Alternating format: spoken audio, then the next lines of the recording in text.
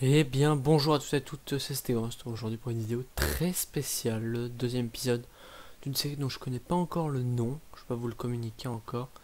C'est une série de foot qui parle vraiment du mercato, très mercato. Après, on en fera d'autres qu'une fois que le mercato sera fini, qui seront plus orientés sur le championnat, les résultats du week-end.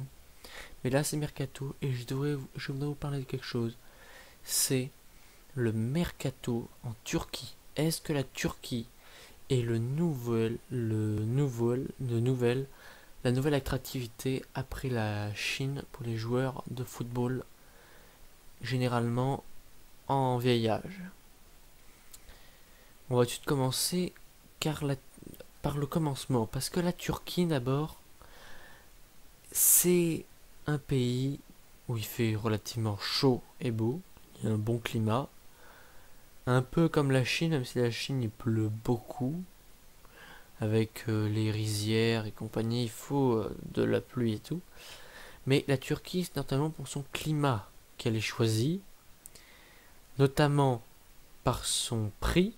Ce n'est pas une vie... quand on est très connu, la vie n'est pas chère. Contrairement à si vous faites une carrière de footballeur est-ce qu'on pourrait dire en Allemagne ou en Espagne, ce sera beaucoup plus cher les prix. C'est moins cher en Turquie. Et aussi, il faut se rendre à l'évidence que c'est pour le salaire que les joueurs y vont. Déjà, les principaux acteurs de ce mercato, c'est essentiellement Fenerbahçe, le club champion en titre en 2015 de Turquie, qui a été détrôné cette année. Il y a également Galatasaray, qui était le grand maître en Turquie avant depuis ces dernières années de ralentir dans sa progression et qui s'est fait dépasser par quasiment tout le monde. Le club est aujourd'hui vraiment dans la tumulte. Les Snyder et compagnie veulent tous partir. Et puis il y a Beşiktaş. Alors Beşiktaş, c'est un club qui était très peu connu il y a encore 10 ans. Il figurait vraiment dans les derniers du championnat, il se maintenait à peine. Mais ils ont eu de nouveaux investisseurs, plus d'argent et ils ont réussi à s'offrir des bons joueurs tels que Quaresma, Aboubakar, Tosun, Marcelo, plein de bons joueurs qui font. Et puis on va commencer avec une valse de départ qu'il y a depuis quelques semaines maintenant. On a déjà l'officialisation du départ de Mathieu Valbuena de l'Olympique Lyonnais à Beşiktaş. Il est parti pour à Beşiktaş, à Fenerbahçe, excusez-moi. Il est parti pour environ 1 à 2 millions d'euros, ce qui est relativement peu pour le joueur. On aurait pu estimer qu'il aurait pu partir entre 8 et 10 millions d'euros, mais c'était le plus gros salaire du club. Et sans ce départ, Lyon n'aurait pas réussi à s'offrir des joueurs tels que Bertrand Traoré ou encore Memphis Depay.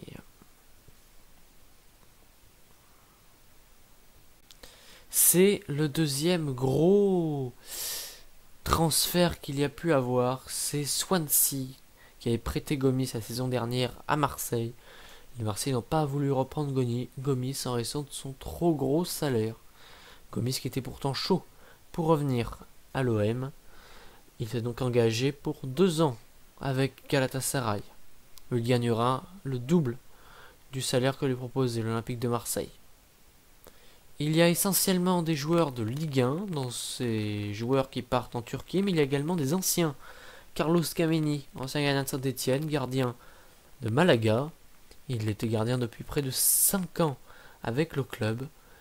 Au début, il faisait beaucoup de boulettes et était très critiqué, mais il a fini par s'engager avec Fenerbahçe qui compte sur lui. Il a signé pour 2 ans et devrait même finir sa carrière là-bas. Younes Belhanda qui a été prêté la saison dernière à Nice par le Dynamo Kiev. Il n'a pas voulu continuer chez le Dynamo Kiev et Nice n'avait pas des moyens assez puissants pour le recruter cette saison.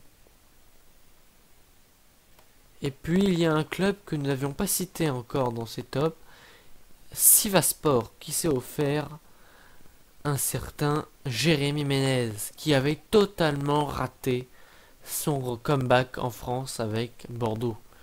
Il était passé par le Paris Saint-Germain, puis parti à Milan, et puis il avait tenté un comeback cette année à Bordeaux, qui s'est très mal conclu. Déjà, il s'était fracturé l'oreille au mois d'août, et il a marqué qu'un seul but avec les Bordelais pour 3 passes décisives.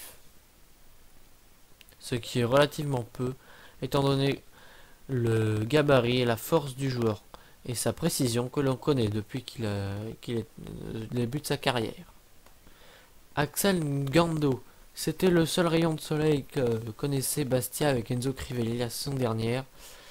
Et il s'en est allé. Le club qui a menacé une relégation en National 1 a dû séparer plusieurs joueurs dont Koulibaly, lui-même, Ngando, et de Saint-Maximin et de Crivelli qui étaient prêtés certes, mais leur salaire va débloquer la situation. Vraiment une grosse perte, mais on lui souhaite que du bonheur en Turquie. Dommage qu'il n'ait pas soit pas resté en Ligue 1 et poursuive son ascension. C'est vraiment un joueur bien. Et puis pour terminer, il n'y a pas que des joueurs de Ligue 1 peu connus, bien connus. Il y a aussi des joueurs très connus, Pepe, ou Pep pour les intimes. Il était le défenseur central du Real Madrid depuis plus de 9 ans. Il a décidé de s'engager avec Beşiktaş, le Real qui n'a pas voulu le prolonger étant donné son vieil âge. À 35 ans, c'est certainement sa dernière aventure à Beşiktaş. Lui qui n'a toujours pas annoncé sa retraite internationale avec le Portugal. On lui espère un bon séjour. Voilà, j'espère que cette vidéo vous a plu. Désolé peut-être pour la qualité si elle n'a pas été au rendez-vous, mais c'est que le début de vraiment de ces vidéos. C'est un nouveau logiciel et tout. J'essaie de faire le maximum. Je suis pas vraiment un ordre de fou, mais j'espère qu'il vous a plu. Trouvez-moi un nom de cette série dans les commentaires, s'il vous plaît, parce qu'on n'a pas forcément d'idée.